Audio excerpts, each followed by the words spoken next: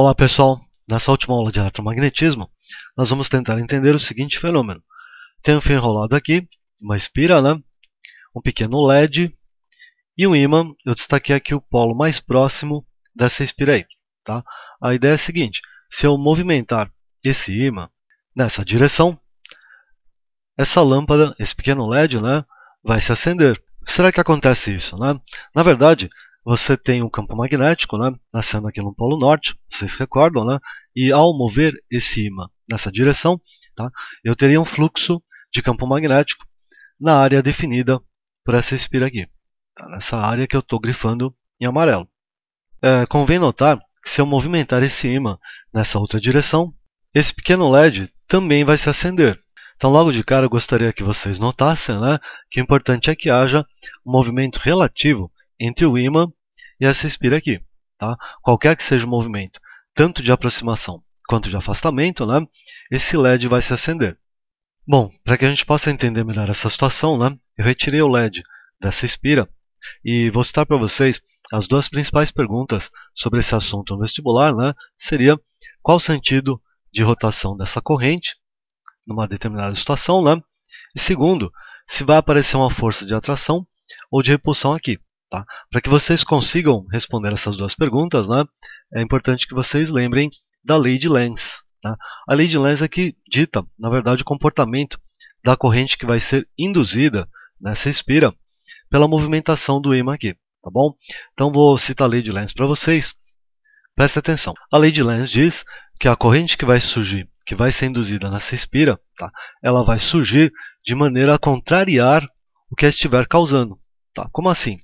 Um modo fácil de você pensar é imaginar que o que está causando essa corrente aqui seria o afastamento desse ímã aqui.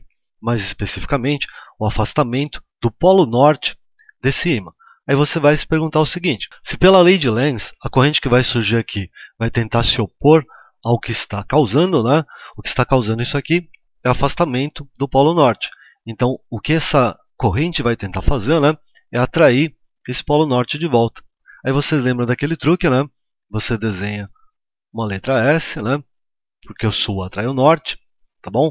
E aí você coloca duas setinhas nas perninhas da letra S, e aí você obtém o sentido da corrente induzida, que seria, nesse caso, sentido horário. Vamos repetir a situação aí para ver se vocês entendem melhor. O que causou o aparecimento dessa corrente aqui foi o afastamento do polo norte do ímã. Em consequência, a corrente que surgiu tenta atrair de volta esse polo norte, fazendo com que surja uma corrente horária que corresponderia ao polo sul de um ímã. Então, a resposta às duas perguntas que eu tinha feito anteriormente seria: o sentido da corrente é horário e ocorre uma atração entre a espira e o ímã. Mas será que vai ser sempre assim? Claro que não. Invertir a direção de movimento, na verdade, invertir o sentido do movimento do ímã. Então, agora o polo norte desse ímã passa a se aproximar da espira. Vai aparecer uma corrente aqui, As duas mesmas perguntinhas, então. Qual seria o sentido da corrente? E qual seria a força que vai aparecer entre a espira e esse ímã aí? Vamos lembrar novamente a lei de Lenz. Então, o que está provocando o surgimento de uma corrente aqui, nessa espira, é o fato do polo norte desse ímã estar se aproximando da espira. Então, a corrente que vai surgir aqui vai tentar afastar, sempre o contrário, esse polo norte desse ímã aí. O que afasta um polo norte é outro polo norte. Então, você faz aquele truquezinho de novo, desenha a letra N aqui, ao redor da espira, coloca as setinhas nas pontinhas e aí você vai ter a resposta. A corrente que vai ser induzida aqui terá sentido anti-horário. Só que agora, presta atenção no seguinte: o que provocou o surgimento dessa corrente foi a aproximação do polo norte do ímã. Então, que força que vai aparecer entre a espira e o ímã? Vai aparecer uma força de repulsão. Que a corrente que está sendo induzida aqui está tentando repelir esse polo norte aí.